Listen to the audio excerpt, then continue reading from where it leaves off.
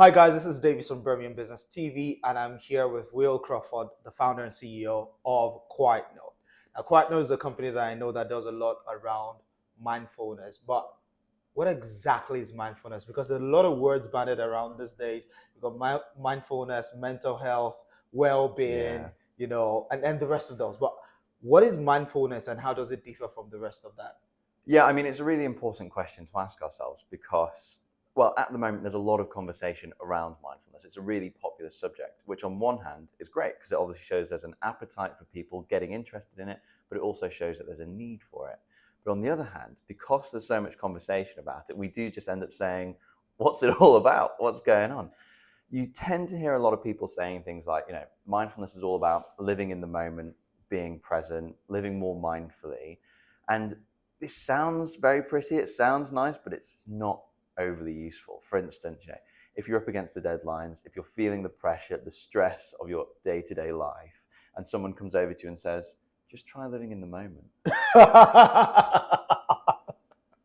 What else do you want me to do? Yeah, exactly. It's like, okay, that sounds great, but what am I actually trying to do with that? No, to me, mindfulness is all about helping us to develop a better understanding of our body and our mind, better understanding and being aware of our mood, our emotions, our feelings, as well as our mindset, so our thought patterns, our thought habits. And with that understanding that we get through meditation and through mindfulness, we can then positively influence our lifestyle. So we can ask ourselves questions, why am I feeling like I've got really low energy, even though I've had my 8 hours of sleep? Meditation can help us to better understand that and give us some information to then positively affect that and influence. That's interesting. And I think that really helps put a bit of perspective to the conversation around it. Now, we live in the city of Birmingham, an amazing city, particularly for young people, entrepreneurs, older generation people in the world of business. It's a buzzing city. It is.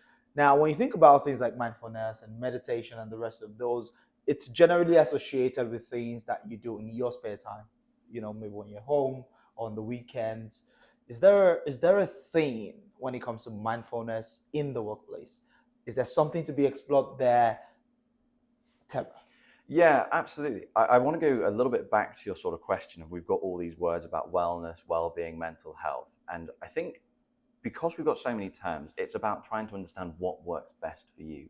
There are so many well-being practices out there to help you look after both your physical health, but also your mental health, which is what we call our overall well-being, making sure we've got this nice balance in our life. For me, I've always found that sort of relationship in mindfulness because it's a really accessible practice. It can be fitted into your day-to-day. I think one of those... Even at the workplace? Even at the workplace, yeah, 100%. I think one of the biggest misconceptions when it comes to just general well-being practices is we have to dedicate hours and hours of every day over months and months to start seeing those results, when in fact, if we can just find small moments here and there, slightly changing our attitudes towards certain things. And when I'm in work, we're in Alpha Tower at the moment, I'll take myself off for 2 minutes, I'll just feel my breathing, connect to my breath, think of something that I'm grateful for, and that'll take me, 2-3 minutes, and then I'll get back to it. It's not like I'm saying you have to then go and do an hour of meditation. Make sure you set your alarm an hour early. Do your hour of meditation every morning or right now. Make sure you get it halfway in through the day as well, because it's just not accessible. We're busy. And these things that you've shared sounds like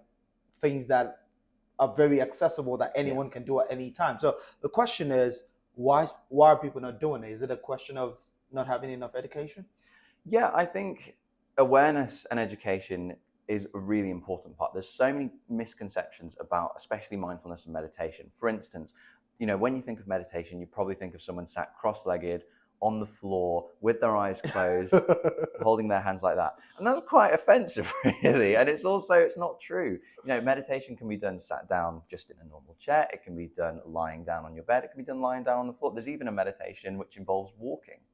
And so having that awareness, and that's sort of what we do at Quietnote, is help to educate people on how to bring mindfulness into your day-to-day life. One of my favorite things to talk to people about is what we call informal mindfulness. So it's not necessarily sitting down formally to do a meditation. It's actually thinking about your general to-do lists, your things that you're doing every single day, and how you can approach them in a more mindful way by engaging with the senses, by engaging with your breath, your body. And Well, if you think about it like this, when we wake up, everyone in the world has a limited amount of energy.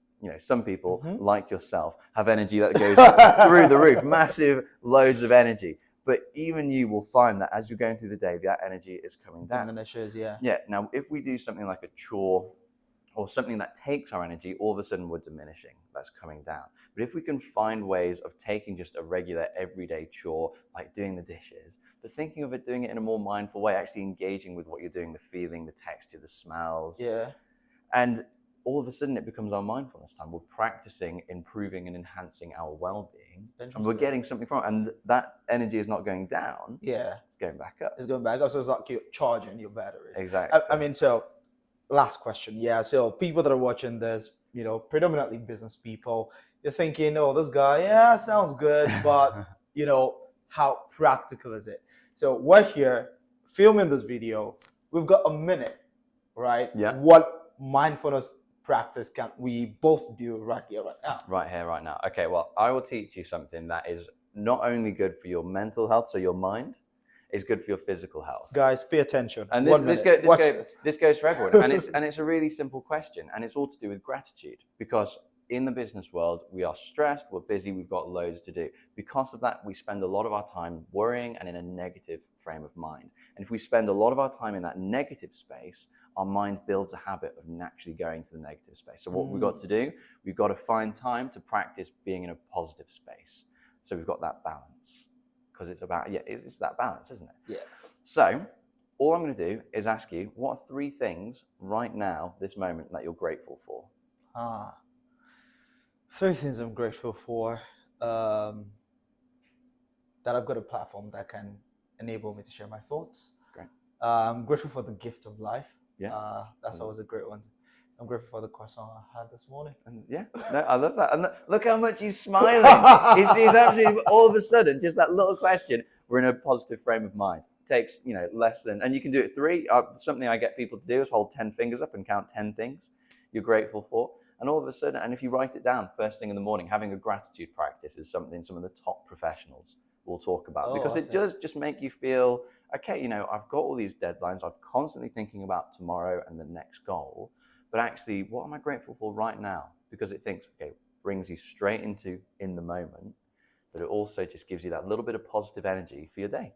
Thank you very much, Will. I think that Davies, thank you so Thank much. you so much, buddy. Brilliant. No, guys, you've learned something. Make sure that you practice mindfulness. You can connect with Will. It's on LinkedIn and everywhere else, and Quietnote.